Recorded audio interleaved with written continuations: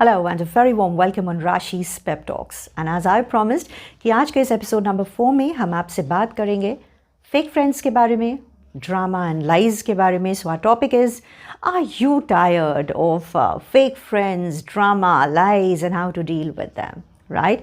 So let's begin. Well, fake friends. सो सबसे पहले दोस्त और दोस्ती की बात कर लेते हैं.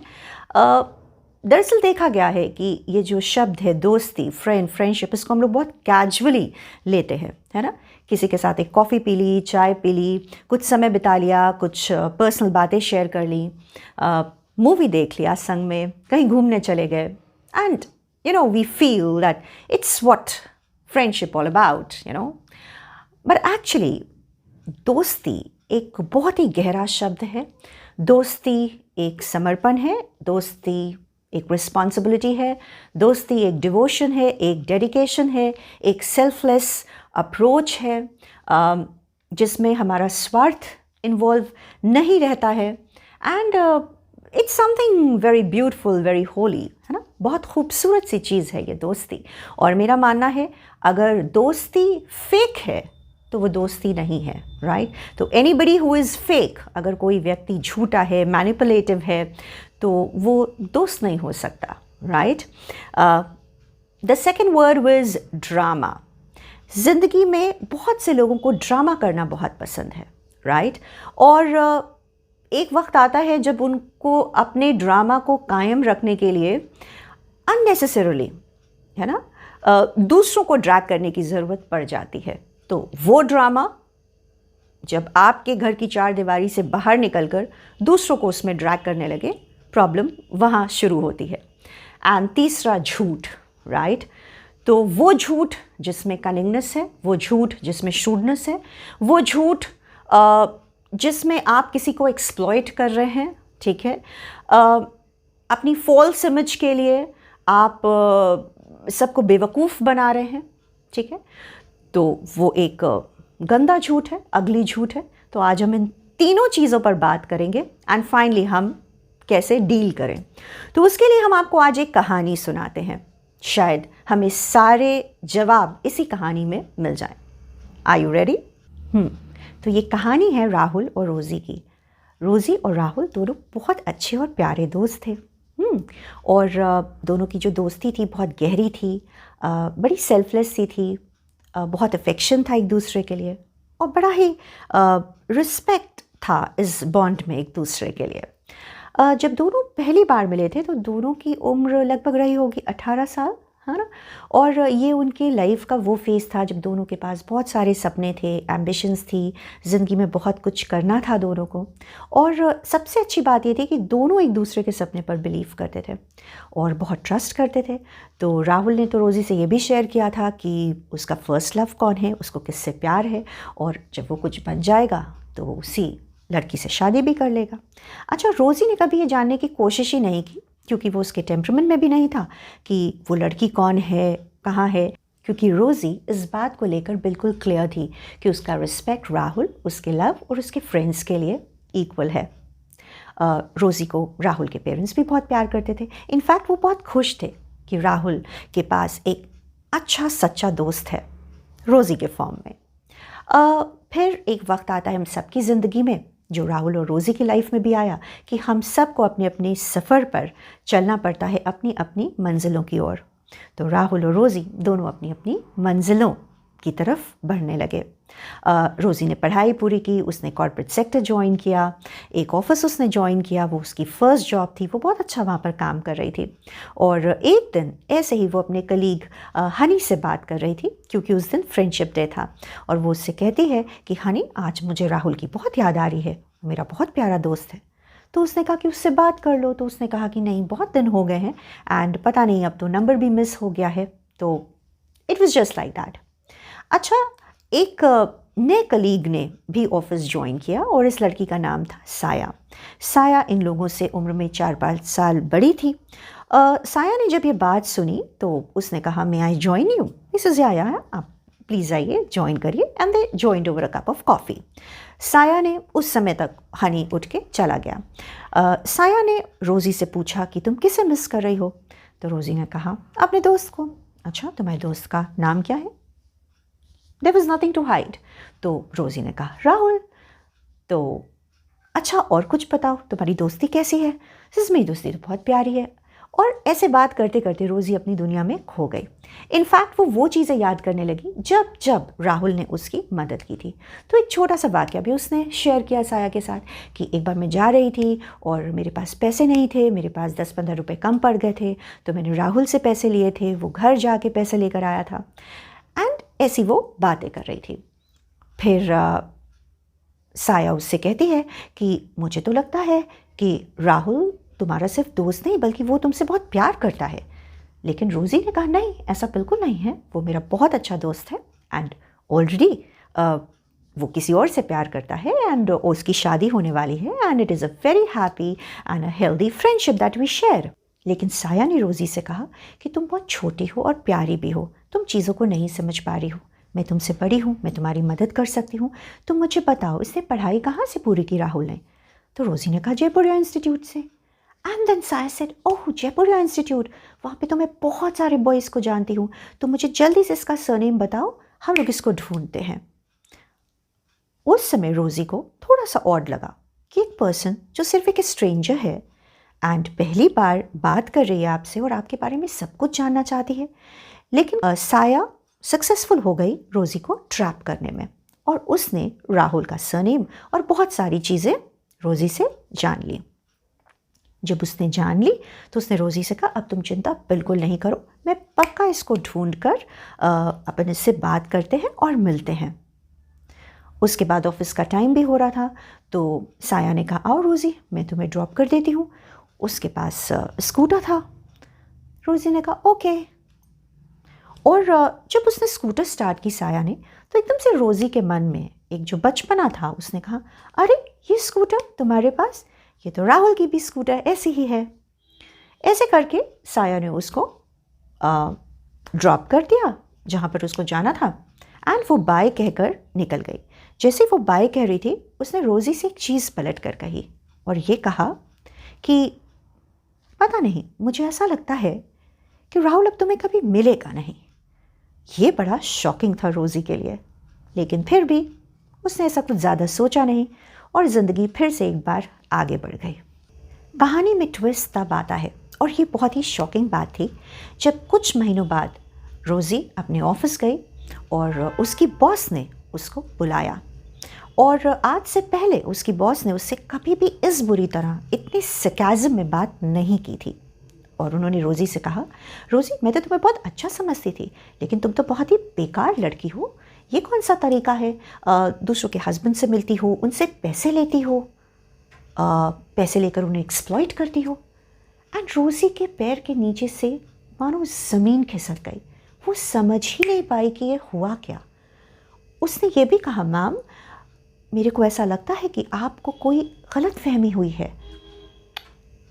लेकिन उसकी मैम ने कहा नहीं, मुझे कोई गलत फहमी नहीं हुई है, राइट, और अपनी आदतों को सुधारो। ये बहुत ही पर्सनल अटैक रोज़ी को लगा, लेकिन फिर भी उसकी लाइफ का ग्रेस यही था कि उसने कोई आर्ग्यूमेंट नहीं किया और बस बिल्कुल चुपचाप वो वहाँ से निकल गई। जब वो वहाँ से निकल रही थी तो उसने साया को उस ऑफिस से बाहर निकलते देखा। घर पर आकर रोज़ी ने बहुत इत्मीनान से चीज़ों को सोचा। इस दौरान उसे ये भी पता लगा कि राहुल की शादी हो गई है और अब उसने चीज़ों को अपने मन ही मन में कनेक्ट किया। उसने रियलाइज़ किया चीज़ों को रिलेट करते हुए कि पिछले कुछ महीने से जो असाइनमेंट्स रोज़ी को मिलने वाले थे वो साया को दिए जा रहे थे। जिस मेन प्रेजेंटेशन में रोज़ी का सिलेक्शन हुआ था उसका नाम काट कर साया को दिया गया था। बट ये चीज़ें रोज़ी को हर्ट तो की बट पूरी तरीके से उसको अफेक्ट बहुत ज़्यादा नहीं कर पाई, क्योंकि रोज़ी एक चीज़ पर बहुत विश्वास करती थी, या तो आपकी रहा नहीं तो फिर ईश्वर की रहा, तो it's always God's way and she was happy about it. और उसके विजडम ने एक चीज़ उसे और भी बताई कि उसका ट्रस्ट उसकी दोस्ती पर, उसका कॉन्फिडेंस उसकी दोस्ती पर, जितना वो राहुल को समझती थी, राहुल कभी भी रोज़ी के लिए कुछ भी नेगेटिव नहीं बोल सकता। और उस दिन रोज़ी ने एक रेजोल्यूशन लिया, चाहे कुछ भी हो जाए वो इस ट्रूथ को राहुल से कभी भी नहीं बताएगी।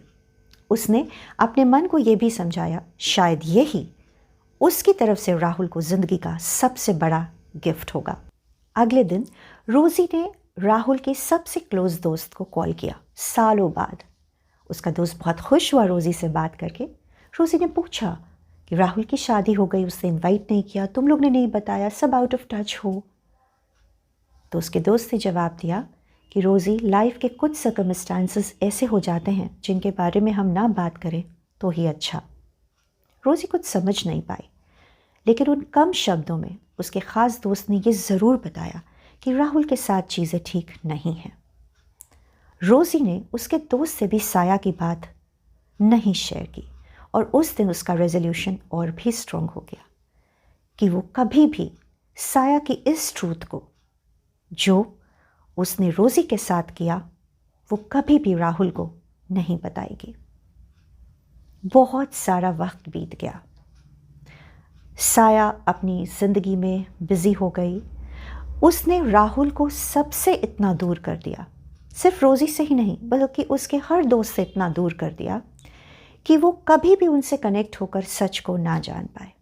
लेकिन सच और प्रकृति ये दोनों ही बेहद पावरफुल होते हैं और कब क्या होना है, कैसे एक साइकिल को कंप्लीट होना है, ये सिर्फ नेचर जानता है। क्या हमने और आपने सोचा था कि आज हम एक कहानी को आपसे इस मीडियम के थ्रू, सोशल मीडिया के थ्रू शेयर करेंगे? नहीं ना। ठीक उसी तरह ज़िंदगी आगे चलती गई, सालों बीत गए, 25 साल बीत गए। रोज़ी और राहुल में एक ही डिफरेंस रहा, रोज़ी ने कभी राहुल को डाउट नहीं किया और राहुल हमेशा यही सोचता रह गया कि जो कुछ बातें उसके और रोज़ी के बीच में थी वो साया को कैसे पता लगी, क्योंकि राहुल को ये नहीं पता कि साया ने सिर्फ उसे ही एक्सप्लॉइट नहीं किया, उसने उसकी इमेज को भी अपने ऑफिस में टार्निश करने की कोशिश की।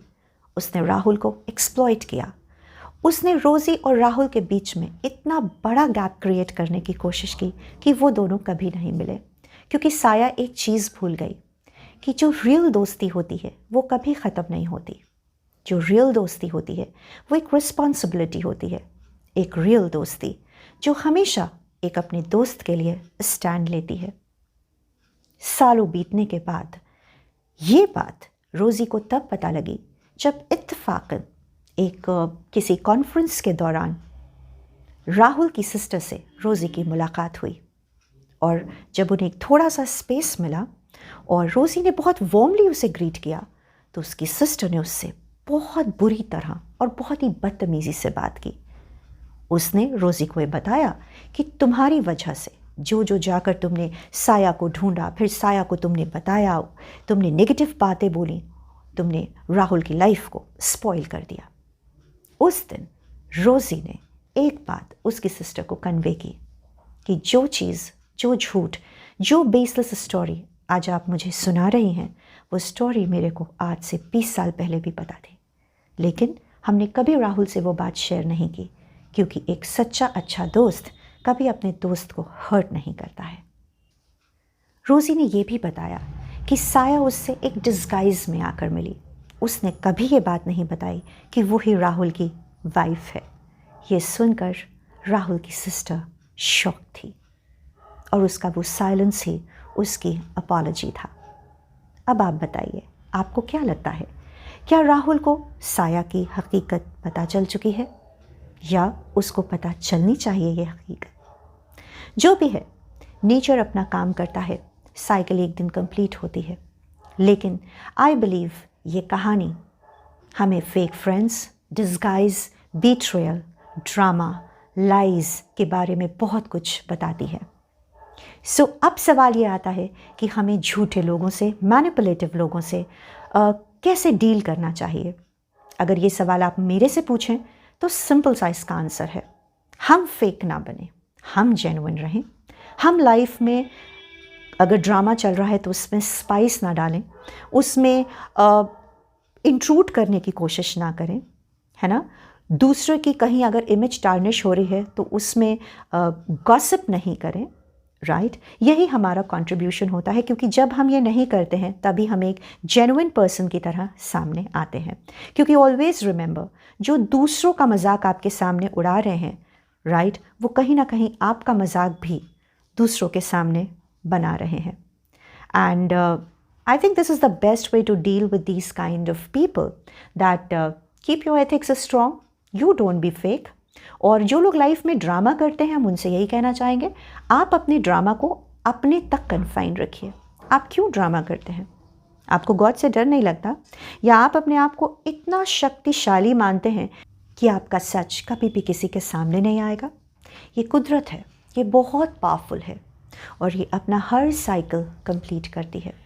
और ऐसे मैनिपुलेटिव लायर्स जो ज़िंदगी में ड्रामा करते रहते हैं, दूसरों को एक्सप्लॉइट करते हैं, दूसरों की लाइव्स रूइन करते हैं, इनकी खुद की ज़िंदगी टुवर्ड्स द एंड एक कोकून बनकर रह जाती है। जब ये एक्सपोज होते हैं तो इनके पास कहीं पर भी अपने आप को छुपाने की जगह नहीं मिलती। और सबसे बड़ी बात, जब इंसान खुद की नज़रों में गिरता है तो फिर वो कभी उठ नहीं पाता। एक हम आपको एग्जाम्पल देते हैं। मेरे हाथ में रेड पेन है। हमें लेट्स से किसी विद्यार्थी से, किसी स्टूडेंट से बहुत ईर्ष्या है। हम उस टॉप करते हुए विद्यार्थी को कम नंबर देके नीचे ले आते हैं और जिसे हम पसंद करते हैं हम उसे ऊपर कर देते हैं। पहली चीज़, ये हम कब तक कर पाएंगे? ये हम तब तक ही कर पाएंगे जब तक हमारे हाथ में वो पावर है। पहली चीज़, पावर कब चला जाए पता ही नहीं चलता। दूसरी चीज़, हम ये बिल्कुल करें, लेकिन ये तो हमें ही पता है ना कि हम ये क्यों कर रहे हैं, इससे हमें क्या फ़ायदा हो रहा है, क्यों कर रहे हैं हम ऐसा। और तीसरी चीज़, ये प्रूफ करता है कि हम एक करप्ट पर्सन हैं। हम अपने पोजीशन, अपने डेजिग्नेशन के लिए ऑनेस्ट नहीं हैं। So it's very easy to be fake, it's very easy to involve yourself in drama, it's very easy to be manipulative, right? But let me tell you, it actually requires a lot of courage to stay genuine in life. And the best way to deal with these people is to make a mark for yourself as a strong, genuine, simple and compassionate human being. Because आपकी goodness ही इनको एक strong answer देती है। और चलते चलते हम आपसे एक personal experience शेयर करना चाहेंगे। I lost पापा in summer 2019 और उनके लास्ट डेज़ में वो अपने दोस्तों को बहुत मिस कर रहे थे। तो हमने पापा से पूछा कि पापा, हम आपके सामने खड़े और आप अपने दोस्तों को मिस कर रहे हैं। तो उन्होंने कहा, तुमसे पहले मेरे दोस्त मेरी ज़िंदगी में थे। Never leave a friend alone. एक दोस्त को कभी भी अकेला मत छोड़ना, यादों में तो बिल्कुल भी नहीं। I hope this session will help you in dealing with the fake people, with the people who do a lot of drama and they lie about everything. You stay genuine, have a lot of trust in Almighty, and one most important thing, never leave a friend alone. Take care and God bless.